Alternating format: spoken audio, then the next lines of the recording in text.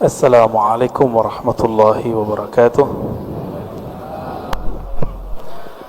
إن الحمد لله نحمده ونستعينه ونستغفره ونعوذ بالله من شرور أنفسنا ومن سيئات أعمالنا.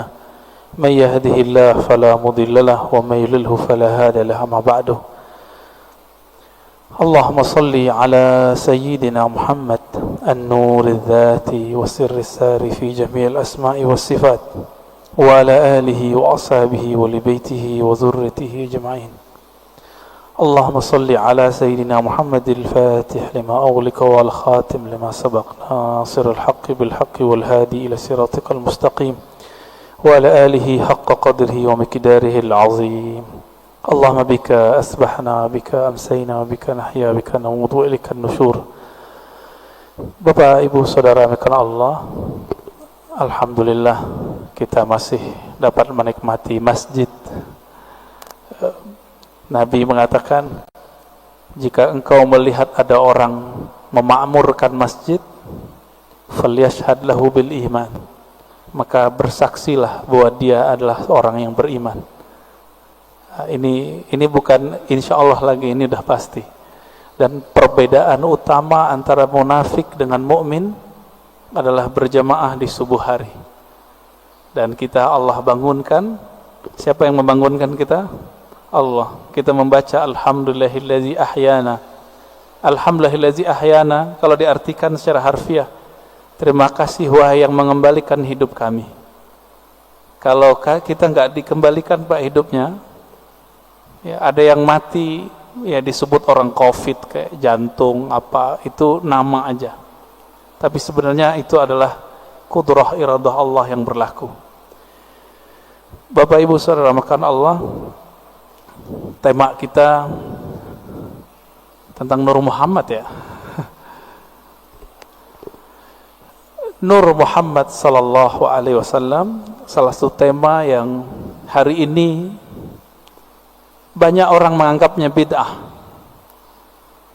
Padahal ini adalah kajian ulama-ulama, baik yang pro dengan kajian-kajian ilmu qalbu yang kita sebut tasawuf, ataupun yang anti.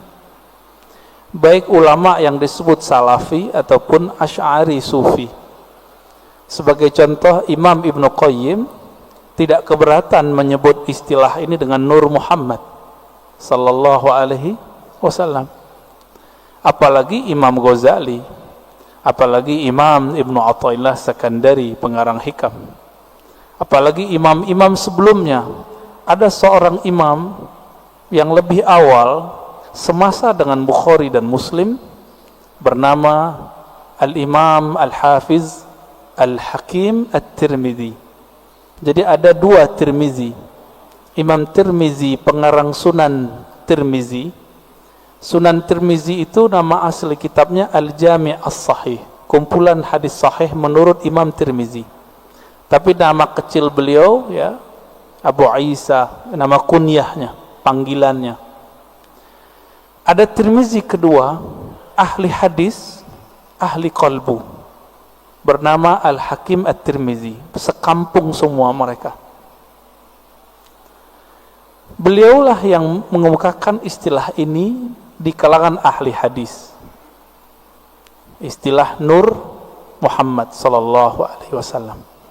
Bapak Ibu Saudara makan Allah, masih ingat guru-guru kita dulu sering baca ayat Alastu bi rabbikum qalu bala syahidna. Masih ingat ya? Jadi Allah bertanya kepada semua ruh, wahai semua ruh, bukankah aku Rabb kalian? Lalu Imam Ibnu Katsir, murid Ibnu Taimiyah dan Ibnu Qayyim, murid Imam Salafi, mengatakan dalam sebuah riwayat yang dia nukil bahwa yang pertama menjawab itu adalah ruh Nabi Muhammad sallallahu alaihi wasallam. Ruh Nabi Muhammad ini disebutlah Nur Muhammad sallallahu alaihi wasallam. Masih ingat juga ulama kita mungkin waktu khutbah kemarin Habib Ges membacakan ayatnya, wa ma arsalnaka, tidaklah kami mengutus engkau hai Muhammad kecuali untuk apa? Rahmatan lil alamin, sebagai rahmat bagi sekalian alam. Bapak Ibu yang dimuliakan Allah, dalam hadis Imam Muslim ayat ini dijelaskan apa makna rahmat, siapakah rahmat itu, berapa jumlah rahmat itu. Ternyata dalam hadis Imam Muslim gamblang sekali, inna lillahi mi'ata rahmatin, Allah mempunyai, menciptakan 100 rahmat. Satu Allah ciptakan untuk dunia, dari awal penciptaan makhluk di dunia sampai nanti kiamat. 99 di akhirat.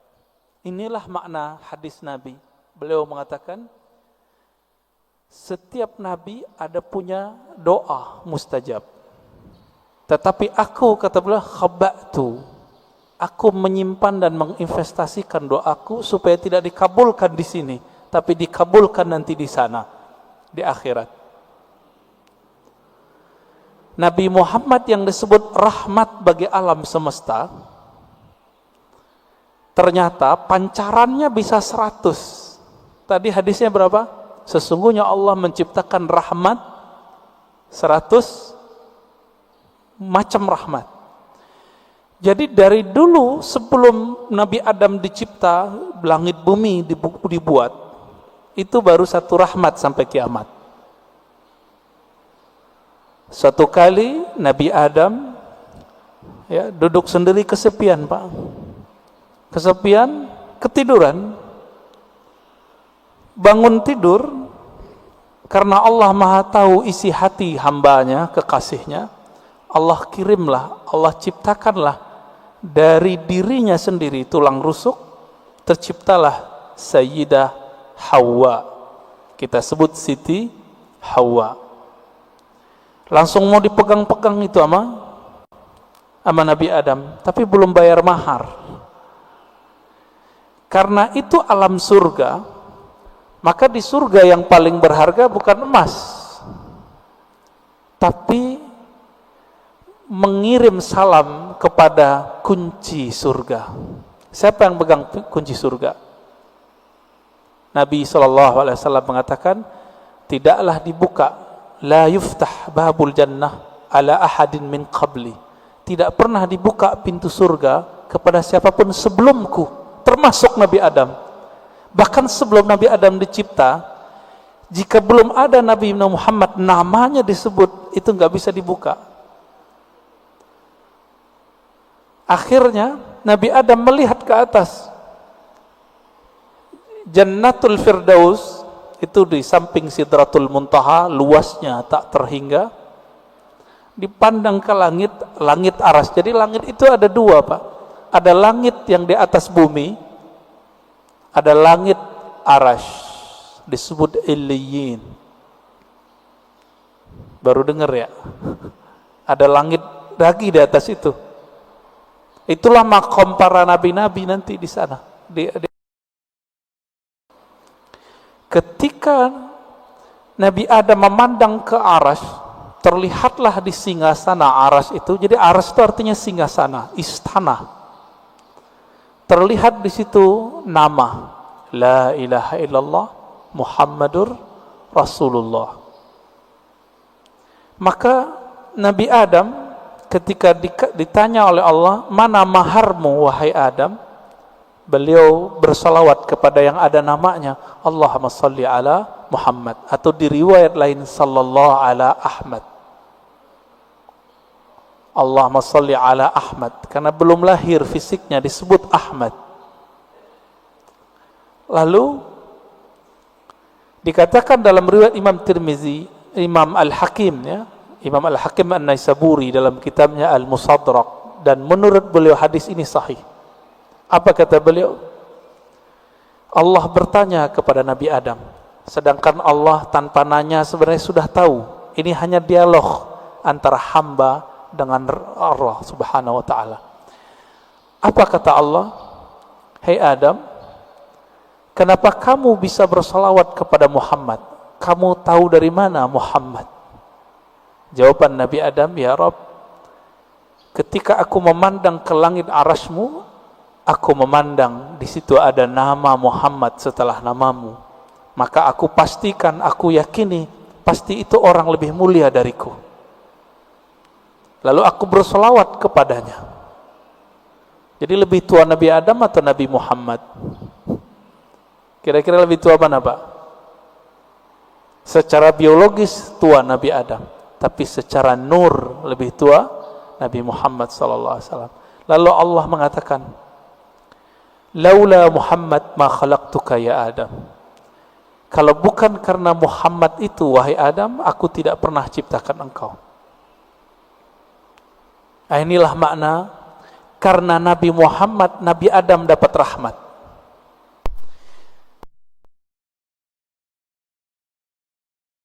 Kalau bukanlah karena salawat beliau kepada Nabi Muhammad, itu tidak sah pernikahannya dan beliau tidak dibolehkan menyentuh Sayyidatuna Hawa. Tidak ada kita hari ini. Jadi faham kenapa kita harus salawat, Bapak Ibu? Kalau kita faham ini, nggak mungkin salawat dikit, pasti salawatnya banyak. Berapa Pak salawatnya tiap hari, Pak? 5 kali tak gitu ya? 5 waktu. Ya itu mah pelit. Pelit itu. Orang-orang yang nanti paling gampang mengakses rahmatnya Nabi Muhammad sallallahu alaihi wasallam itu orang yang paling banyak berselawat kepada Nabi sallallahu alaihi wasallam. Ya. Jadi Nabi mengatakan orang yang paling dekat kepadaku aksarukum salatan alayya, yang paling banyak menyampaikan salam dan salawat kepadaku. Itu sebabnya ulama kita, guru-guru kita yang saleh, wali-wali Allah mulia, itu kalau salat tiap hari ada yang 313 minimal. Sallallahu ala Muhammad, sallallahu ala Muhammad. Ada yang 500, ada yang 700, ada yang 1000. Itu bukan pembatasan. Ini mereka mendisiplinkan dirinya sendiri, minimal aku zikir sekian. Ada yang berzikir 10.000, membaca salawat setiap hari. Ada yang setiap nafas naik turunnya adalah salawat kepada Nabi sallallahu alaihi wasallam. Pantas nggak? Justru lebih pantas, lebih banyak dari itu. Kenapa? Darah ini mengalir itu karena ada salawat kepada Nabi Muhammad sallallahu alaihi wasallam. Bahkan kita mundur lagi.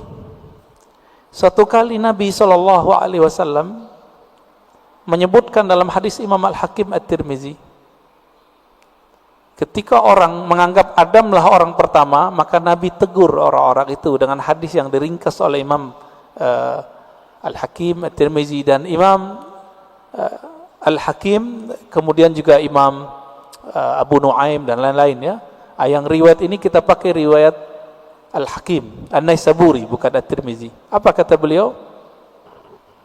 Nabi SAW bersabda, "Kuntu nabiyyan wa Adam baina ma'in wa tin." Aku telah diangkat menjadi nabi, sedangkan Adam belum tercipta, masih tanah dan air. Bisa kebayang, Pak? Berarti Nabi Muhammad sallallahu alaihi wasallam sudah jadi nabi, alam semesta belum dicipta. Beliaulah alam pertama yang dicipta. Oleh karena itu dalam kalam-kalam ilhami yang didapat oleh ulama-ulama kita, ada dialog Allah Subhanahu wa taala dengan dirinya. Beberapa ulama mengatakan ini hadis. Saya teliti, ini bukan hadis yang bersambung. Ini hanya kalam-kalam ilhami. Apa kata Allah Ta'ala? Kuntu kanzan makhfiyan. Aku adalah perbendaharaan yang tersembunyi. Yang disebut dalam hadis Bukhari, Kanallah wala syai'a ma'ah. Allah ada, tiada satu pun bersamanya. Rahasia. Sangat rahasia. Lalu Allah mengatakan, Fa'ahbabtu an u'arafa. Lalu aku ingin dikenal, aku cinta dikenal. Jadi yang boleh narsis itu cuma Allah. Yang boleh suka popularitas itu cuma Allah. Karena Allah punya rahasia disebut kanz, kanzan makhfiyan.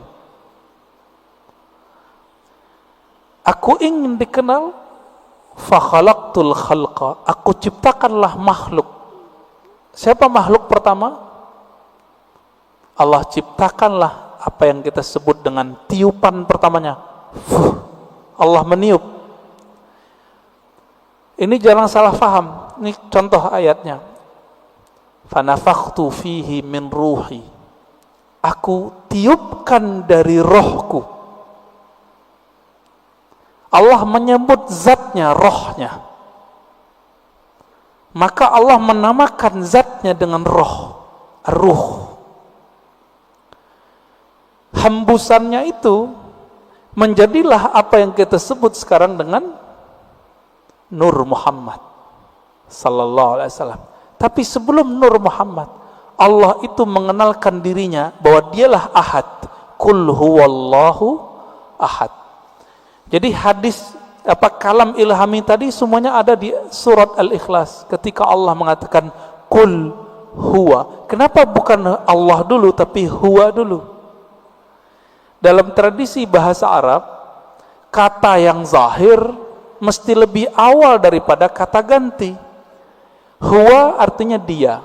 Apa arti dia? Ini kata ganti. Allah nama yang zahir. Oleh karena itu Imam Abdul Qahir Al-Baghdadi, Imam Ahlus Sunnah mengatakan, kalau ayat ini dimulai dari huwa, bukan Allah, seperti ayat kursi Allahu la ilaha illa hu, berarti huwa itu bukan nama ganti. Huwa itu adalah nama asli Allah Subhanahu wa ta'ala. Disebut nama zahir juga, Pak, nama yang nyata. Huwa itu bahasa Arab artinya dia. Bapak kalau sebut dia dalam bahasa kita, maknanya mirip dalam bahasa Arab. Saya bilang dia, orangnya tampak enggak oleh mata? Ya.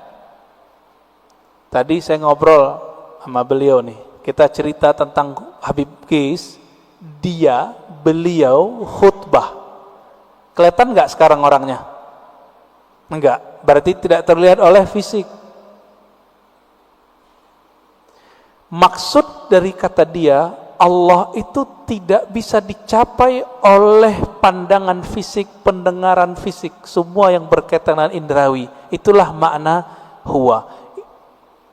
Oleh karena itu ulama kita yang ahli qalbu sepakat huwa nama Allah. Jadi jangan heran nanti ketemu kiai-kiai Betawi lama, kiai-kiai Banten, kiai-kiai Jawa lama, kiai-kiai Sumatera, mereka berzikir hu Allah. Ya, hu itu surat Al-Ikhlas itu, Pak. Bukan bid'ah, diambil ayat itu huwallah. Bid'ah enggak tuh? Ngambil dari surah Al-Ikhlas kok. Ya, kalau ada sahabat kita yang mengatakan bid'ah, mungkin pensyarahan ini belum sampai kepada beliau. Kitab-kitab mengenai ini banyak. Al-Ibda, ya, fi Madaril Ibtida, itu menjelaskan perdebatan ulama tentang zikir hu boleh atau tidak. Setelah dibid'ahkan oleh Ibnu Taimiyah, dibalas oleh yang lebih senior oleh Ibnu Taimiyah, namanya Ibnu Athaillah Sekandari.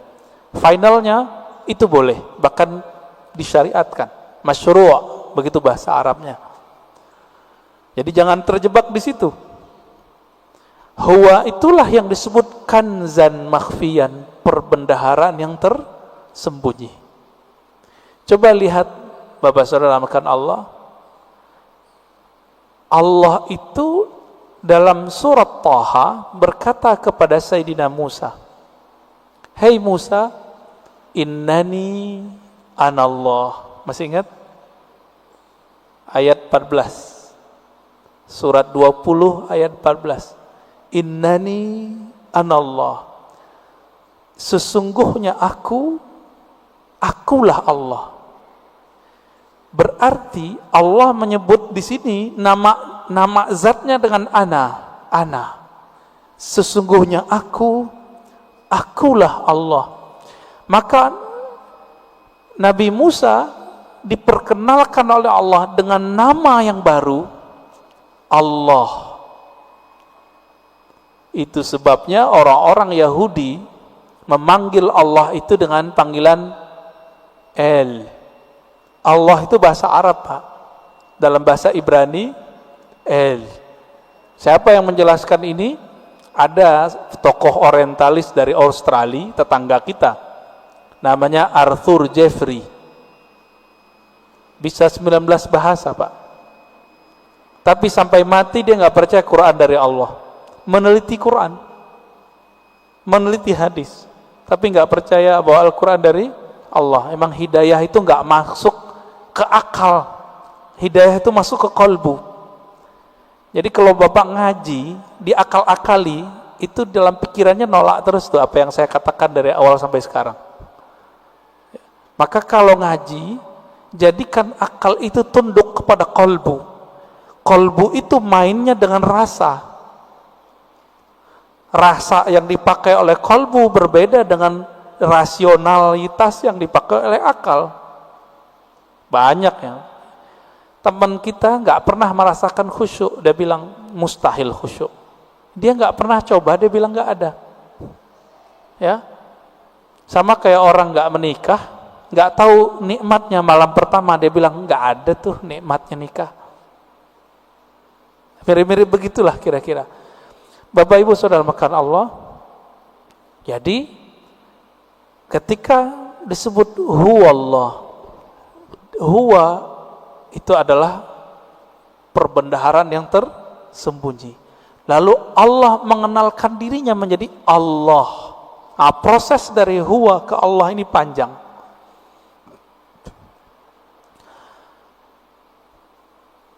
Karena Allah ingin dikenal, maka Allah meniupkan dari ruhnya. Tiupan inilah yang disebut dengan tiupan yang bernama Ahmad. Ya, Ahmad itu cahaya yang terpancar darinya disebut cahaya Nur Muhammad. Begitu ulama kita menjelaskannya. Inti dari Ahmad itu adalah nurnya. Maka sebagaimana disebutkan dalam hadis Imam Bukhari, innallaha yanzuru ila qulubikum. Allah memandang ke sentral jiwamu. Apa sentral jiwamu? Yaitu qalbu. Qalbunya Ahmad adalah Nur Muhammad. Maka Allah pandanglah nur itu. Pernah enggak Bapak Ibu saudara makan Allah, waktu dulu kita sekolah, kita dipelototin oleh guru kita? Keringetan enggak? Keringetan ya? Atau kita baru jatuh cinta dengan seseorang, terus kita dipelototin nama dia, beradu mata, keringat dingin, Pak. Yang pernah jatuh cinta, ya, mau jatuh cinta lagi nggak, Pak? Ya, jatuh cinta tuh enak tapi capek, ya, capek di jantung itu, deg-degan terus, ya. Tapi enak, Pak ya. Kayaknya mau coba lagi nih. Berkeringat. Maka di saat Allah Subhanahu wa taala, sang pemilik ruh, sang peniup, memandang kepada hasil tiupannya yang bernama nur itu, berkeringatlah nur itu, meneteslah dari nur itu yang disebut 124.000 tetesan. Itulah rahasianya, filosofinya, hikmahnya, kenapa jumlah para nabi dan rasul 124.000. Hadis Imam Al-Hakim juga itu. Kok bisa 124.000? Ya ini dalilnya. Dalil rohaninya, dalil zauq qalbiyahnya. Yang Allah pandang apa? Nur Muhammad sallallahu alaihi wasallam. Yang itu yang Nabi Muhammad sallallahu alaihi wasallam mengatakan, kuntu nabiyan, aku sudah diangkat jadi nabi. Sudah dipandang oleh Allah. Itulah kenabian beliau. Inilah yang dikatakan beliau, aku sudah jadi nabi sebelum Nabi Adam. Inilah kata-kata dari Allah SWT, tidaklah aku utus engkau Muhammad kecuali rahmat untuk sekalian alam. Alam pertama itulah bernama alam, ya, tetesan itu, alam nur itu. Dan kabar gembiranya Bapak Ibu yang melakukan Allah, saudara, semoga kita termasuk bagian ini ya. 124.000 itu kan semua semua nabi dan rasul. Karena Nabi Muhammad mengatakan la nabiyya ba'di, tiada nabi lagi setelahku. 124.000 itu masih ada enggak? Masih. Tapi pangkatnya sekarang bukan seorang nabi. Pangkatnya adalah seorang wali. Ala inna awliya Allah la khaufun alaihim wala hum yahzanun. Tapi kalbunya itu warisan dari kalbunya para nabi. Inilah makna hadis al ulama warasatul anbiya. Ulama itu mewarisi nabi. Saya mau tanya Pak, kalau saya sebut kepada anak saya, kamu pewarisku, dia berarti keluarga saya enggak? Dia lahir dari tulang sumsum saya yang dititipkan Allah ke rahim pasangan kita. Lahirlah anak itu. Secara biologis dia berhak menerima waris biologis, waris fisik. Begitu juga siapa yang kecipratan nur ini, dia disebut pewaris para nabi. Dialah sebenarnya keluarga nabi. Inilah makna hadis Nabi. Ketika ditanya, bagaimanakah cara salawat kepada engkau hai Muhammad, hai Rasulullah? Apa jawaban Nabi? Qulu Allahumma salli ala Muhammad wa ala ali Muhammad. Katakanlah hai sahabatku, ya Allah sampaikan salam, rindu, sayang, cinta kepada Nabi Muhammad dan keluarga Muhammad. Jadi siapa keluarga Muhammad? Terbagi dua. Ada keluarga nasab, ada keluarga sanad. Siapa keluarga Muhammad sallallahu alaihi wasallam? Dua. Ini kan enggak Habib semua nih. Habib paling Habib guys doang ya enggak? Ya. Habib fulan, ya. Mereka dapat kemuliaan menjadi Habib. Bapak menyesal enggak? Protes enggak kepada Allah? Kok enggak terlahir sebagai Habib? Protes enggak, Pak? Enggak boleh protes kita. Ya. Kenapa dia terlahir sebagai Habib, kenapa kita tidak? Itu ada rahasianya di alam tadi. Kenapa hari ini ada orang beriman, ada yang tidak? Itu rahasianya di sana semua. Kenapa orang sekarang ada yang jadi ulama, ada yang menjadi ubaru? Ya, Bapak ini ubaru Pak ulama? Ubaru ya, ubannya baru tumbuh maksudnya. Kenapa? Itu rahasianya di sana semua. Di sana semua Pak. Ketika Allah memandang kepada Ahmad Nur Muhammad ini, yang dipandangkan nurnya. Nur ini kalau menetes ke dalam kalbu kita, makanya orang-orang ini akan rindu kepada Nabi Muhammad sallallahu alaihi wasallam.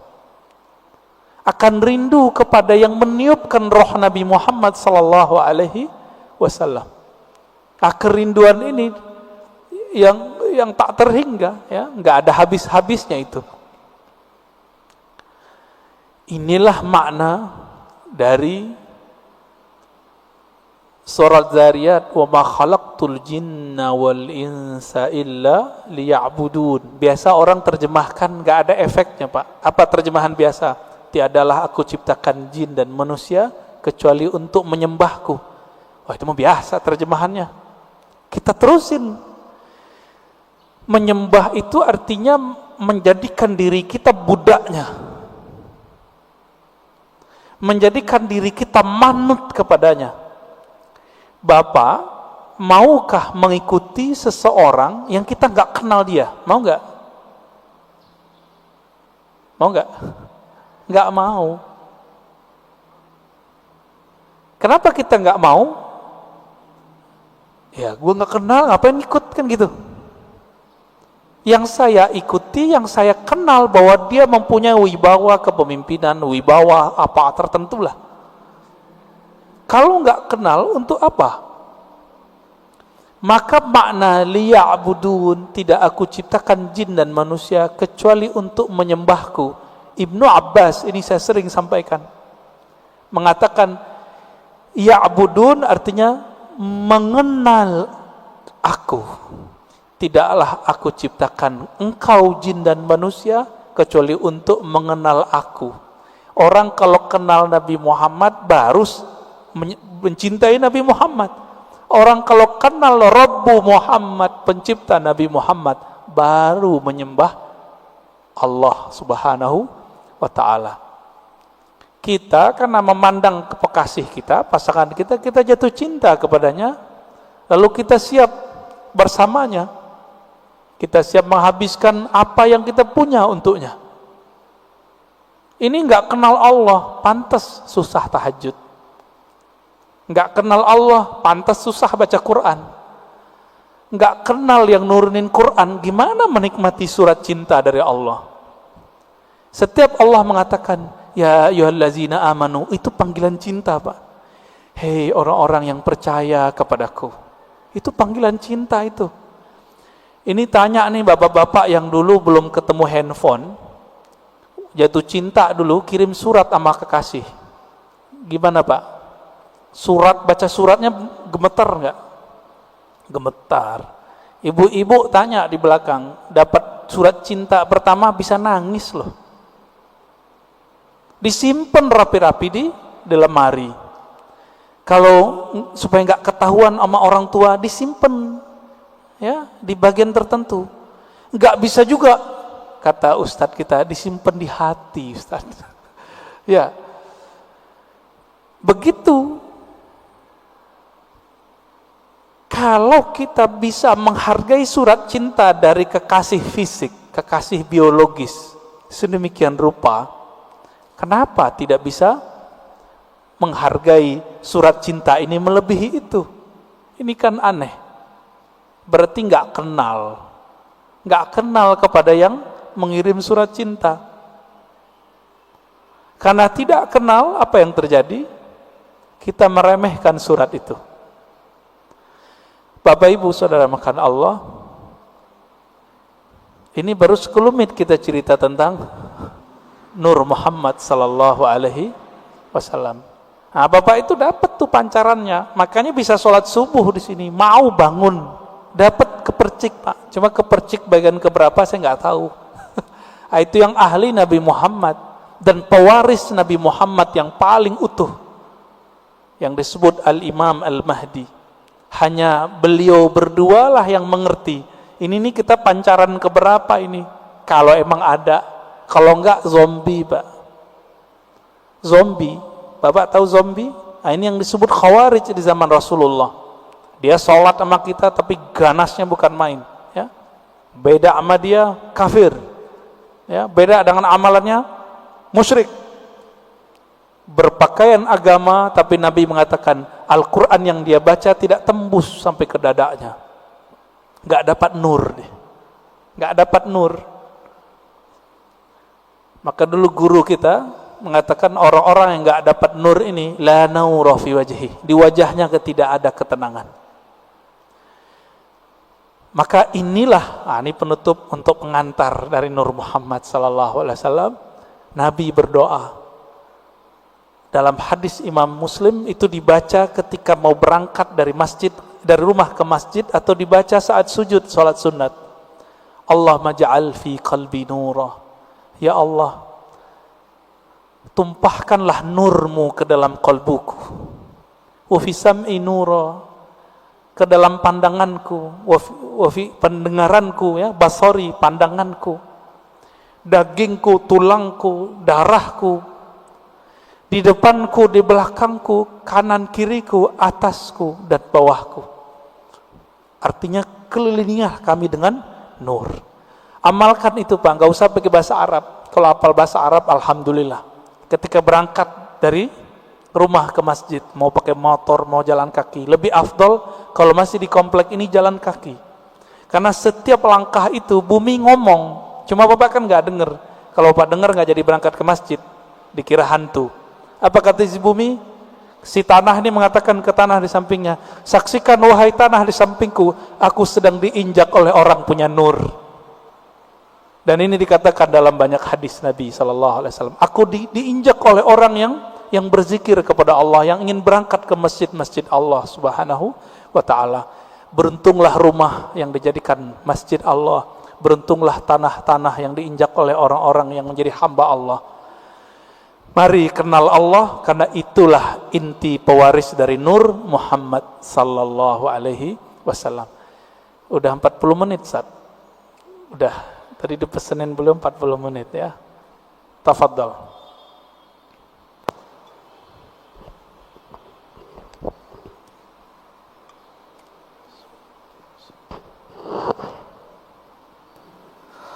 Alhamdulillahirabbil alamin. Terima kasih Pak Buya atas materinya. Dari para jamaah, hari ini ada yang bertanya tentang mengenal Nur Muhammad sallallahu alaihi wasallam.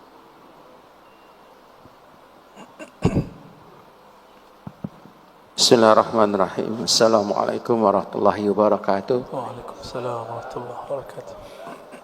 Makasih Buya. Dalam, Alhamdulillah. cukup dalam Ustaz. Alhamdulillah. Ini kajian seperti ini menurut hemat saya jarang Ustaz ya. Alhamdulillah. Ini juga Ustaz juga, saya barusan bicara sama dia, memang kalau dakwah itu macam-macam Ustaz ya. Ada penyemangat, nah, macam Buya ini kan dalam nih. Menurut saya, ya itu tadi Buya katakan tadi, orang yang suka mengkafir-kafirkan, membid'ahkan itu kan banyak ya. Di sini juga ada Ustaz. Tuh, korban ya. Di sini ada Ustaz. Enggak, ini saya hanya nyampaikan. Di sini ada Ustaz. Iya. Sebenarnya kalau kalimat kurban, iya juga sih. Iya juga sih Ustaz. Iya, iya. Cuman tadi yang Buya katakan tadi, apa ya? Ya kita kan sebagai pemeluk agama, kita kan harus menerima aja Ustaz. Jangan penuh emosi kan. Karena kadang-kadang kalau kita balas lagi kan kurang baik. Iya. Ya apalagi ya, seperti saya kan orang sudah berumur juga Ustaz ya. Jadi ya cukuplah mengangguk-angguk kepala. Yang penting satu Ibu ya, ilmu yang saya dapatkan itu bertambah terus setiap hari. Alhamdulillah. Pertanyaan saya Ustaz, Pak Bu ya, yang saya katakan ini tadi, orang-orang yang suka membid'ahkan itu, tapi saya lihat jarang melihat mengaji, tapi nggak tahu lah ya, mungkin bisa aja dia di Google dan lain sebagainya. Pertanyaan saya ini, orang yang selalu melihat Google itu, dia ambilnya dari sumbernya dari situ aja. Terus sekarang kan berargumen di WA. Ya. Ini seperti apa, Bu ya? Ya. Itu aja mungkin. Terima kasih. Assalamualaikum warahmatullahi wabarakatuh. Assalamualaikum. Orang yang tidak berguru langsung kepada ahlinya tidak mendapatkan satu benefit rohani yang disebut dalam hadis Abu Dawud. Apa kata Nabi? Nadrallahu mra'an. Allah beri nadrah. Nadrah ini nama lain dari nawwara. Allah beri cahaya yang memancar di wajah. Nadrallahu mra'an. Allah akan pancarkan cahaya lewat wajah seseorang. Sami'a maqalati. Yang mau berguru langsung mendengarkan hadisku. Orang Arab dulu kalau menyebut sami'a itu nggak mungkin online, nggak mungkin lewat Google, mesti berguru ke ahlinya.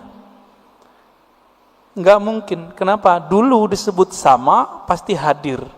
Itu sebabnya Imam Syafi'i dulu tidak terima persaksian orang yang hadir di konser-konser musik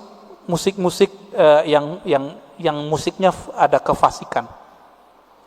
Ada penampilan orang buka aurat ya, bukan lagunya sebenarnya ya, oleh Imam Syafi'i. Kenapa?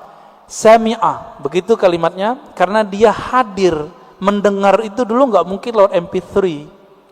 Jadi dulu orang mendengarkan musik, melihat para seniman-seniman musik itu dulu, dia sudah bermaksiat lahir batin. Bapak masih ingat kalau yang pernah ke Mesir, di Mesir itu ada tari perut, kebuka, ditonton itu Pak. Imam Syafi'i mengatakan orang yang nonton begitu gak diterima persaksiannya. Kalimat bahasa Arabnya sami'ah, Maka, karena sami'a artinya dulu pasti offline, pasti ketemu langsung, tatap muka. Itu sebabnya juga ya dalam hadis ini orang yang tidak mendengar langsung, nggak ada nur Pak di wajahnya. Lihat aja, nggak ada nadrah, nggak ada nadrah. Semakin dia tambah ilmu, ilmu itu masuknya ke otak. Otak ini bekerja dengan akal. Sedangkan hidayah masuk ke kolbu. Beda tuh. Siapa yang mengatakan ini? Imam ahli hadis, ahli kolbu, Imam Abu Hafs As-Surawardi dalam kitab Awariful Ma'arif. Makanya banyak orang berilmu, belum tentu dia punya hidayah di kolbunya. Kalau itu yang terjadi, tambah ilmu, tambah sombong. Jadi kalau dengerin kajian di YouTube, di TV-TV online, TV-TV satelit, apa yang terjadi? Wah, ini bahan nyalahin orang masjid nih. Setiap kali ngaji, wah ini bahan nih, wah ini bahan nih. Ketika dapat link-link di Google, link-link di YouTube, wah share di grup, ini bisa untuk membantah bid'ah yang ada di masjid. Jadi niatnya selalu untuk orang, bantah orang, bantah orang, bantah orang. Yang suka bantah dari dulu siapa? Dari semenjak alam semesta dicipta. Iblis. Ya? Yang suka bantah itu iblis, Pak. Yang suka bantah itu iblis. Makanya Nabi SAW mengatakan, ketika ada orang membantah Nabi, i'dil ya Muhammad, ittaqillah ya Muhammad. Muhammad, kamu berbuat adil lah. Loh, ada orang berani ngomong ke Nabi, engkau bertakwalah hai Muhammad, berbuat adil lah hai Muhammad. Apa kata Nabi? Akan muncul dari orang ini, akan muncul dari kelompok dia, sekelompok orang yang jika baca Quran dan Sunnah, padahal dia lancar baca Quran dan Sunnah, link-linknya lancar Pak, tapi tidak tembus imannya ke dalam kalbunya. Fa idza laqitumuhu faqtuluhum. Wah, ini yang berat ini. Jika engkau bertemu mereka, maka kalimatnya gimana cara terjemahan ini Ustaz? Faqtuluhum, bunuh mereka. Loh, berat. Oh, ternyata ini hadis namanya hadisul qadha. Hadis mahkamah pengadilan. Jika diperintahkan oleh pimpinan negara kita perangi orang itu, kita wajib perangi. Sama dengan hadis mengenai penghina Rasulullah. Jika itu ditetapkan oleh pemimpin, boleh, baru boleh, nggak boleh ustadz yang mengatakan. Jadi misalnya nih bapak nih kan dapat meme sekarang, aku penggal lehermu wahai penghina Nabi. Itu orang jahil, nggak boleh ngomong begitu. Kenapa? Hadis mengenai memenggal, membunuh orang penghina Rasulullah SAW, hadisnya cuma hasan. Dan ini bertentangan dengan kisah Nabi waktu di Taif. Nabi dihina, bukan lagi dibuat gambarnya, dihina, dilempar di Taif. Apa kata Nabi? Hancurkan Taif atau selamatkan Taif? Selamatkan ya Allah, semoga keturunan mereka beriman kepadaku. Jibril datang, apa kata Jibril? Ya Muhammad, maukah engkau aku hancurkan negeri Taif? Satu kali tiup, satu kali kibas, habis Taif Pak. Karena Jibril punya sayap, sayapnya dibuka, ketutup langit dan bumi.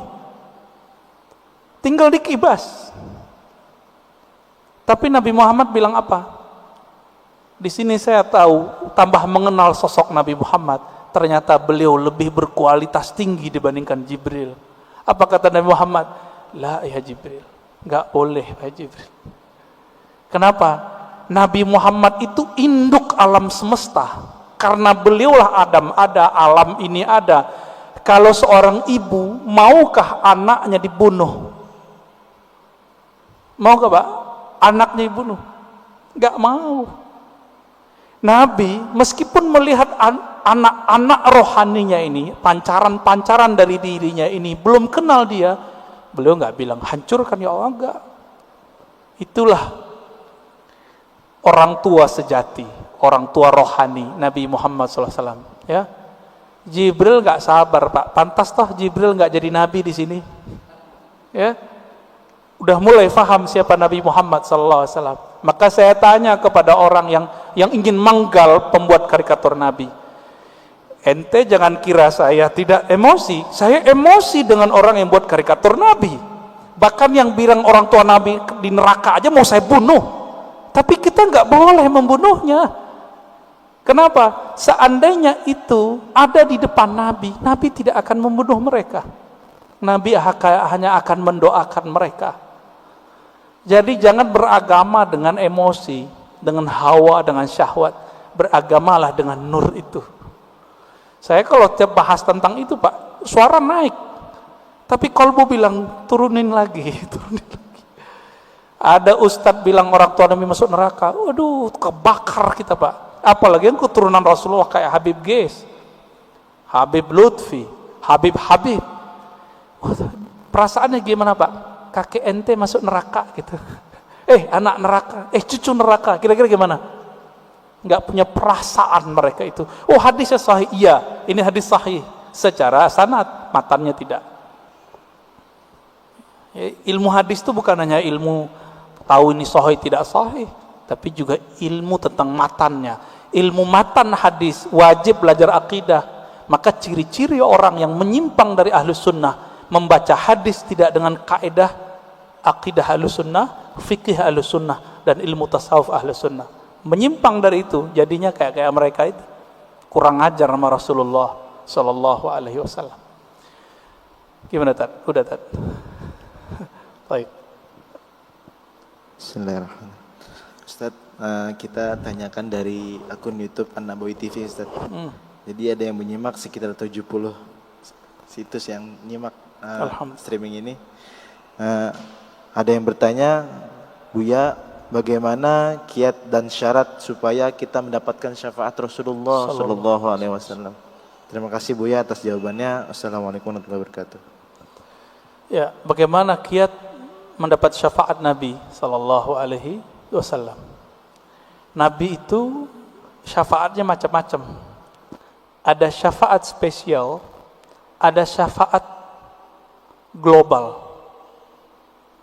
Mau yang mana? Spesial atau global? Kalau yang global, pemaksiat aja dapat.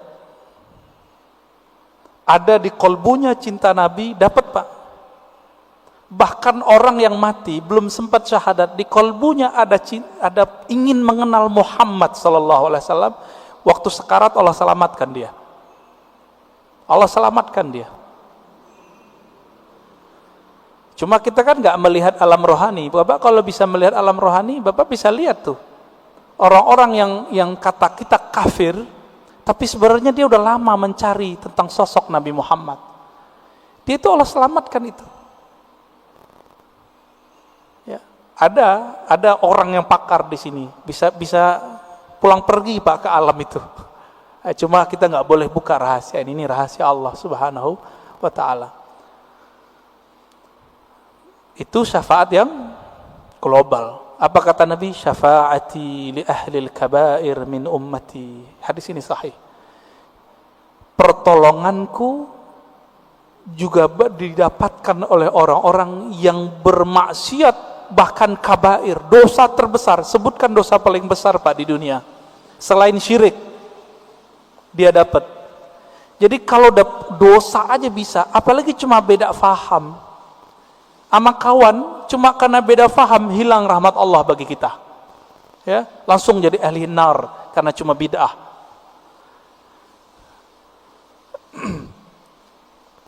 Tapi ada yang spesial. Siapa yang spesial ini? Apa kata Nabi sallallahu alaihi wasallam? Ya. Aulan nasbi aktsaruhum salatan alayya. Orang yang paling spesial nanti di sampingku, yang aku cari mereka nanti adalah mereka-mereka yang paling banyak menyampaikan salam dan salawat kepadaku. Tadi saya sudah sampaikan Pak, salawat dan salam itu mesti kenal dulu. Baru berasa, baru Pak kecanduan. Kalau kita udah senang sama seseorang, kita telepon, terus kita tanya kabarnya. Ya. Itu dia. Maka bersolawatlah kepadanya. A'rif nabiyyak summa salli wa sallim alaih. Kenali nabimu, lalu salawat dan salamlah kepadanya. Itulah hakikat daripada mengikuti Nabi sallallahu alaihi wasallam. Pasti banyak. Dan ini jaminannya Rasulullah, bukan Ar-Razi, ya. Kalau saya nggak bisa menjamin, tapi kita punya sanad kepada sang penjamin. Nabi mengatakan kullu sanadin inqata'a ila sanadi. Semua sanad terputus kecuali sanadku. Dan ini jaminan Nabi sallallahu alaihi wasallam. Ya, tafadhal. Kalau syaratnya apa, Ustaz? Syarat kan tadi ada kiat dan syarat. Kalau syaratnya? Syaratnya Nabi mengatakan man qala la ilaha illallah khalisan mukhlisan min qalbihi aw nafsihi. Siapa yang mengatakan la ilaha illallah dengan khalis, khalis itu membuang selain Allah dari kalbunya. Itu dia. Ini yang disebut min qalbihi, syaratnya dari kalbu. Dia diriwayat Imam Al-Hakim dia katakan, ya, yusaddiq qalbuhu ala lisanihi wa lisanuhu ala qalbihi. Si kalbunya membenarkan lisannya, lisannya membenarkan kalbunya. Itulah zikirnya Nur Muhammad sallallahu alaihi wasallam, yaitu la ilaha illallah. Apa arti ilah? Tiada yang berhak dicinta, disembah kecuali Allah subhanahu wa ta'ala. Dan Nabi adalah orang yang paling menyembah Allah, karena beliau yang paling mengenal Allah. Jadi syaratnya cuma satu, kenalilah Allah, kenalilah Rasulullah. Jadi kita dengan syafaat itu tergantung seberapa kualitas pengenalan kita kepada Allah dan Rasulullah sallallahu alaihi wasallam. Ya, gitu Ustaz. Iya. Assalamualaikum warahmatullahi wabarakatuh. Assalamualaikum. Kita seringkali misalkan nih kesiangan subuh lah gitu ya. Ini gua gara-gara setan. Jadi seolah-olah setan itu lebih hebat dari kita gitu. Karena kita dikalahkan oleh setan. Kan sebetulnya tidak begitu menurut saya. Ya. Pertanyaannya adalah sebetulnya nur yang ada pada kita ini dengan kekuatan setan itu seperti apa sebetulnya? Iya. Karena kita seringkali tuh nyalahin setan, sehingga yang ada nyesel. Kan mestinya ya Allah, kenapa saya tidak bisa bangun subuh? Betul. Artinya dosa apa? Jadi kan lebih manfaat ketimbang nyalahin setan. Karena setan disalahin malah ketawa-ketawa aja, kata setan bukan gua, dasar lu aja, malas kali. Iya. Bagaimana memahami antara tadi kan nur kita ini kan kelasnya kelas mana kita nggak tahu nih. Iya. Cuma seperti apa supaya kita tidak merasakan, walaupun misalkan terlambat subuh, yang namanya terlambat kan jarang-jarang, bukan tiap hari gitu kan. Nah, bagaimana kita merasakan supaya walaupun terlambat kita nggak merasa sedih lah gitu. Iya, masih ada hiburannya. Syukran. Assalamualaikum Pengen warahmatullahi dihibur Pak ya. Iya. Terkadang ada orang yang udah bertahun-tahun selalu on time subuh, bahkan in time subuhnya. Terbersit di hatinya, kayaknya di komplek ini aku yang paling beriman, aku yang paling soleh. Allah karena sayang sama orang ini nggak dikembalikan rohnya ketika azan, supaya ketika bangun kesiangan dia mengatakan, ya Allah, ternyata inilah yang dirasakan oleh tetanggaku yang tidak bangun subuh. Berarti alarmku tidak berefek, doa-doaku tidak bekerja. Ini adalah mutlak pemberianmu. Di situ dia bersyukur Pak. Setiap hari besok dia mengatakan, ya Allah tolong bangunkan aku. Jadi ada perasaan harap-harap cemas yang buat dia merasa dirinya merasa hina di hadapan Allah. Inilah makna hadis qudsi, hadis sahih. Apa kata Allah?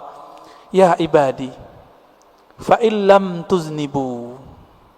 Hai hambaku, jika engkau tidak merasa berdosa, tidak merasa hina di hadapanku, tidak merasa lemah di hadapanku, aku akan datangkan generasi baru yang mereka merasa berdosa. Jadi dosa itu merasa apa enggak itu aja. Banyak orang berdosa apa enggak merasa. Lalu mereka minta ampun kepadaku, lalu aku ampuni mereka. Untung Pak, ketika bertahun-tahun on time, ada perasaan itu. Karena ada sebuah hadis Ini hadis bukan untuk orang tapi untuk kita. Apa kata Nabi? 2 solat yang berat bagi orang munafik, yaitu al-isya was subuh. Isya dan subuh, hadis Bukhari. Akhirnya setan bilang, tuh tetanggamu munafik loh. Jadi setan ini jangan salah Pak, setan itu pernah berdebat dengan Allah. Jadi ilmunya tinggi. Ilmunya tinggi. Nggak cukup dengan ilmu-ilmu kita yang standar. Bapak ini misalnya udah jadi kiai, itu setannya punya ilmu di atas kiai itu. Lalu gimana? Kita harus punya perangkat senjata yang bisa menaklukkan itu. Masih ingat kisah Nabi Musa? Nabi Musa didatangi, hadis Sahih Bukhari, didatangi oleh Adam. Saya pernah cerita di sini kalau nggak salah. Oh belum kali ya, ini kan baru yang kedua ya. Apa kata iblis? Hei Musa, ente kan kalimullah, orang yang dialog dengan Allah. Ya, bilang dong ke Allah, aku mau tobat nih. Iblis pernah kepikiran mau tobat, karena iblis udah ditunjukin neraka itu kayak gimana Pak. Iblis loh ya. Jadi iblis aja kepikiran mau tobat, masa orang maksiat gak pikiran tobat? Lalu apa kata Musa? Bertanya Musa kepada Allah, lalu Allah sampaikan kepada Musa, sampaikan itu kepada iblis. Ya? Hei iblis, apa? Jika engkau ingin tobat, maka revisilah pembangkanganmu itu. Gimana cara merevisi pembangkangannya? Tuh di sono tuh ada kuburan Adam, kakekku, tolong sujud kepadanya. Kira-kira jawaban iblis apa Pak? Ogah gua. Dia hidup juga nggak mau sujud, apalagi udah bawa tanah. Tambah kufur Pak. Inilah pribadi iblis. Jadi orang-orang yang iblisiyah ini, pewaris iblis, ngaji bukan nambah iman, nambah kufur. Ngaji bukan nambah rendah hati, nambah sombong. Apa kata si iblis waktu Nabi Adam masih hidup? Ana khairum minhu. Aneh kan lebih baik dari dia. Jadi kalau kita berani nih ngomong, Bapak mau ahlus sunnah, mau nggak ahlus sunnah? Bapak ini udah ngaku ahlus sunnah, terus merasa lebih baik daripada orang yang nyala-nyalain. Iblis juga itu.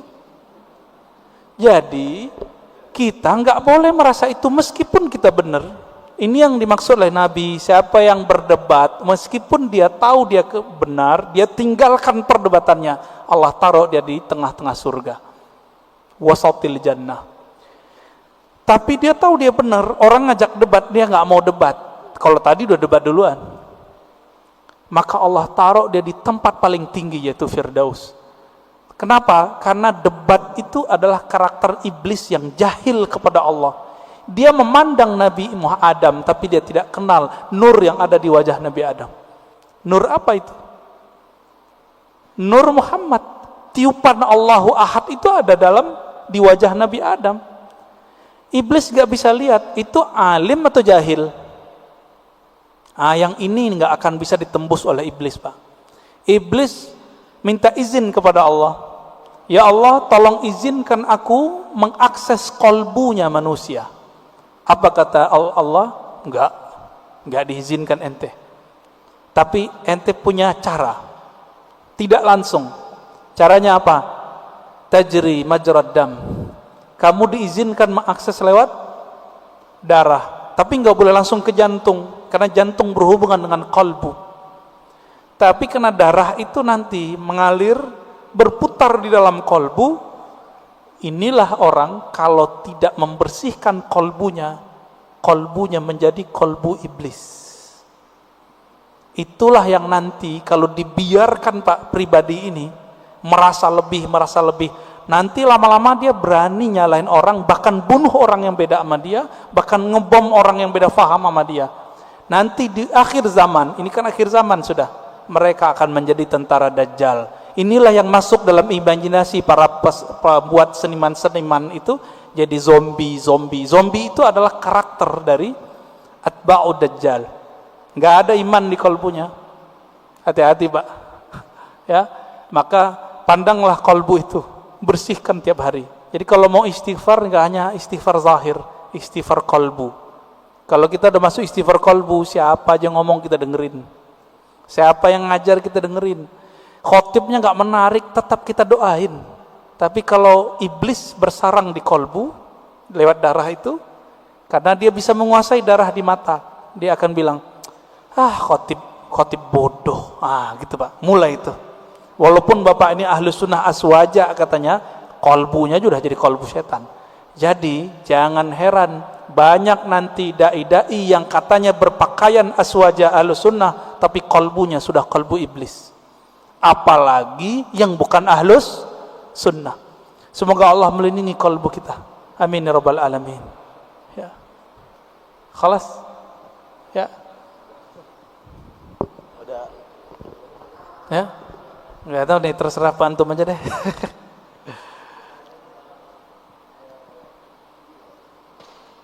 Bulan depan aja lagi Pak ya.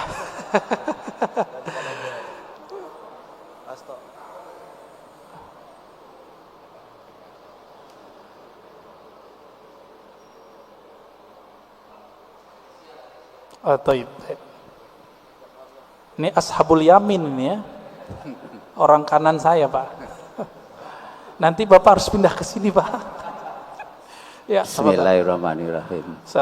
Assalamualaikum warahmatullahi wabarakatuh. Assalamualaikum warahmatullahi wabarakatuh. Ini pada waktu awal tadi Pak Ustadz menjelaskan atau mempertanyakan berapa kali sehari berselawat, terus ada orang bilang sekian puluh, terus lalu ya minimal ada yang 300, ada yang 1000, malah ada yang puluhan ribu. Nah, yang menjadi pertanyaan, sebetulnya kalau ada ustadz-ustadz pernah ceramah di sini ya, bahwa Allah itu sebetulnya tidak senang yang berlebih-lebihan. Itu yang pernah saya ingat. Terus yang kedua kali, kalau orang merasa, wah saya kalau selawat bisa sekian puluh ribu, itu kan menimbulkan kesombongan. Padahal sombong itu juga sebetulnya dilarang. Tunggu dulu Pak. Apa? Bapak tahu dari mana orangnya sombong? Lo kan misalkan dia pas kumpul-kumpul, wah misalkan ini apa namanya? Itu namanya suudzon, buruk sangka. Itu nggak boleh. Ya tapi dia kan terus menyombongkan diri. Oh saya kuat sekian, bisa kan itu kan menyombongkan diri. Belum tentu. Oh belum tentu. Ya ini kan namanya aja penilaian saya karena itu suudzon namanya. Ya itu kan namanya kan berlebih-lebihan. Enggak. Terus itu misalnya karena asiknya berselawat, akhirnya dzikir la ilaha illallah itu lebih sedikit daripada selawatnya misalnya. Ini pertanyaan. Saya ingin penjelasan aja, bukan saya ini terus suudzon itu enggak, tapi ini kan kenyataannya kalau orang mengatakan oh saya kuat sekian, itu kan namanya sombong. Walaupun ini mungkin dari mata Ustadz, oh itu sampean suudzon, dia sebetulnya enggak sombong. Nah, walaupun memang enggak sombong ya, mungkin ya seolah-olah ada yang orang menilai wah dia sombong. Padahal ya hanya itu saja. Terima kasih. Assalamualaikum warahmatullahi wabarakatuh. Saya sudah 2 kali membacakan hadis di sini. Nabi berkata, yang paling dekat kepadaku, yang paling utama spesial nanti di akhirat, aktsarukum, coba terjemahin Pak, salatan alayya. Yang paling aktsar, yang paling berlebih, itu terjemahan harfiahnya Pak. Yang paling berlebih sholawatnya kepadaku. Berarti melebih-lebihkan angka boleh enggak? Itu disunnahkan, bukan bid'ah itu. Kalau saya ngeliat ustadz nih baca Quran bilang saya sehari khatam, Apakah saya bilang dia sombong? Itu setan yang mewaswaskan kepada saya, ente sombong ini, ya. Paling-paling orangnya terjebak pada ujub. Apa arti ujub? Dia kagum dengan amalnya. Itu paling banter, Pak. Nggak lebih dari itu. Kalau sombong sih enggak. Masa orang zikir sombong? La ilaha illallah dan salawat itu adalah akhir dari kesombongan, habis di situ. Orang kalau bilang Allahumma, itu secara rohani habis sombongnya. Karena Allahumma, Bapak udah nggak ada lagi sebenarnya. Ya Allah, saya ini bukan hamba yang pintar, bukan hamba yang hebat. Itu makna Allahumma. Jadi nanti kalau ada orang-orang yang banyak sholawat, jangan kita tuduh begitu. Itu was-was kita aja. Ya, itu was-was kita.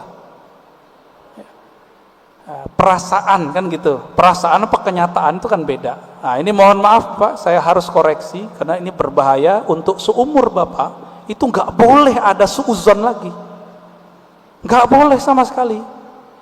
Siapa yang masih nyimpan suuzon di kalbunya, saya khawatir su'ul khatimah nanti.